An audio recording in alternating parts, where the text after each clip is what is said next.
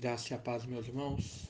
Queria convidá-los a fazer a leitura do livro de Juízes, lá no capítulo 10, fazer a leitura do versículo 14 até o versículo 16, que nos dizem assim: Ide e clamai aos deuses que escolhestes, ele que vos livre no tempo do vosso aperto. Mas os filhos de Israel disseram ao Senhor: Temos pecado, faze-nos tudo quanto te parecer bem, porém livra-nos ainda esta vez, te rogamos. E tiraram os deuses alheios do meio de si e serviram ao Senhor. Então já não pôde ele reter a sua compaixão por causa da desgraça de Israel. Meus irmãos, a primeira coisa que nós gostaríamos aqui de indicar é que é muito importante que antes mesmo aqui da meditação você de repente dê uma pausa nesse áudio, nesse vídeo e faça uma leitura do contexto do capítulo para poder entender o que está acontecendo. No caso aqui, o contexto vai do capítulo 10 ao capítulo 12 de Juízes, que nos narram a história de Jefté. Você vai ver que, novamente, os israelitas eles estão sendo oprimidos nas mãos dos seus inimigos por 18 anos. E esses inimigos são os filisteus e os amonitas. Eles estão sendo oprimidos porque, novamente, eles desobedeceram ao Senhor e se voltaram à idolatria e à adoração a Baal. Nesse momento, então, eles pedem o livramento do Senhor. E Deus lhes confronta, então, a respeito desse pedido. E lhes dá o caminho, o que ele deve tomar, ou a escolha do caminho. A primeira palavra de Deus aí, no versículo 14, nos fala desse caminho da ilusão. Nós sabemos que o coração humano tem essa tendência à hipocrisia, essa tendência à incoerência. O ser humano ele gosta de fazer as suas escolhas diárias, mas muitas vezes não gosta da consequência, de se responsabilizar pelas consequências das suas escolhas. Querem ter más escolhas com resultados bons, e isso não é possível, pois na Bíblia nós já sabemos que diz que aquilo que o homem semear, isso ele vai colher. E nós chegamos então aqui ao momento desse livro que Deus já havia feito várias coisas em favor de Israel depois que eles entraram na Terra Prometida. As tribos ali dos israelitas já tinham ouvido as histórias dos juízes que estavam então livrando Israel várias vezes dos seus inimigos. E essas histórias serviam de base para que eles então voltassem e confiassem no Senhor. O próprio versículo 11 e 12 aí do nosso capítulo vai mostrar isso. Porém, disse o Senhor aos filhos de Israel: quando os egípcios, os amorreus, filhos de Amon, e os filisteus, e os sidônios, amalequitas e maonitas vos oprimiam, e vós clamáveis a mim, não vos livrei das suas mãos? Eles tinham como base a história deles mesmos para que sempre voltassem a ser fiéis ao Senhor e não estavam fazendo isso. Todos os juízes anteriores ali eram demonstrações de fatos de quem era o verdadeiro Deus, mas ainda assim, constantemente, eles abandonavam ao Senhor e seguiam os deuses dos outros povos, principalmente aí na figura de Baal. Mas no momento do aperto, nos mostra que eles buscam a Deus. O que mostra, irmãos, que a fé deles não era uma base sólida de vida, mas era apenas um remédio temporário usado para resolver alguns problemas. Isso não é fé real. Uma fé que te faz buscar a Deus somente nos momentos difíceis, de tribulação, de angústia, de sofrimento, não é uma fé real. E é isso que Deus está falando. Vocês querem confiar em mentiras? Clamai aos deuses que vocês escolheram, ele que vos livre no tempo do aperto. Vocês querem confiar em ilusão? Então, que essas ilusões te ajudem, que essas mentiras te ajudem. Continuem confiando em erros e mentiras que vocês verão qual é o resultado. Não, da mesma forma, hoje, muitas pessoas continuam dando ouvido a enganos, a ilusões, até mesmo religiosas, por conveniência do coração, por uma tradição que simplesmente ouviram. Mas nós sabemos que até a própria mentira e a ilusão têm um prazo de validade. Como diz aí um adágio popular, a mentira tem perna curta.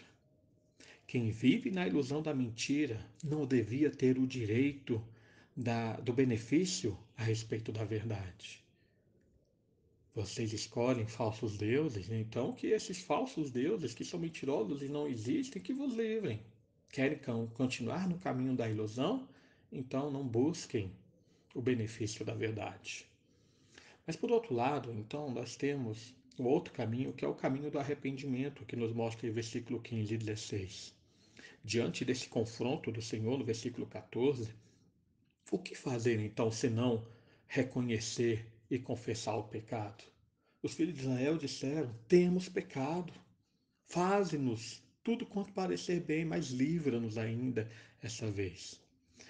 Irmãos, o reconhecimento do erro é necessário para uma mudança real no coração.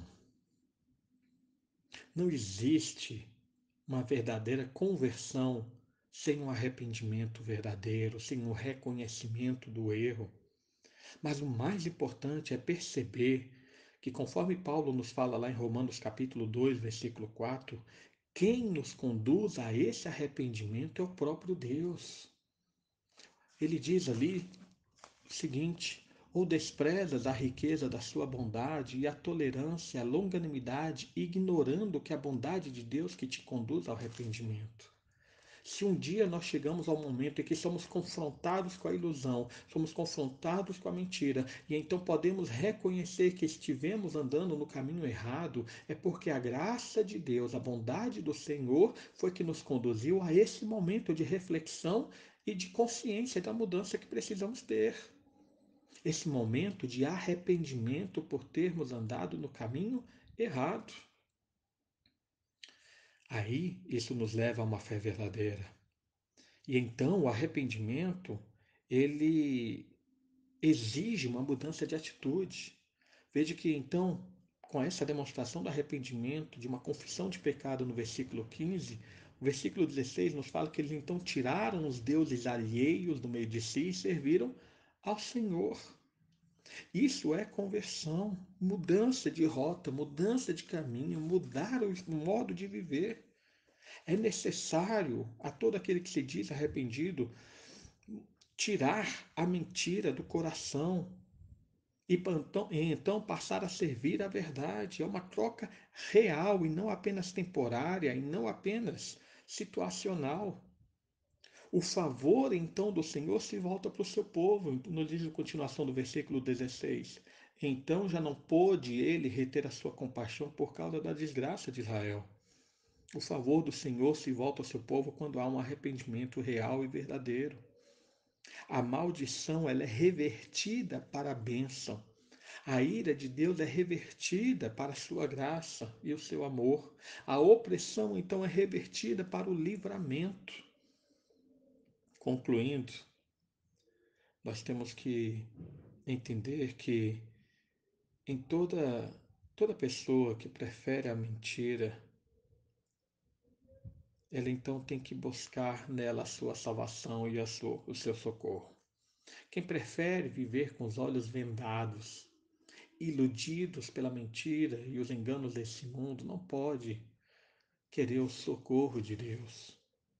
Mas a advertência continua.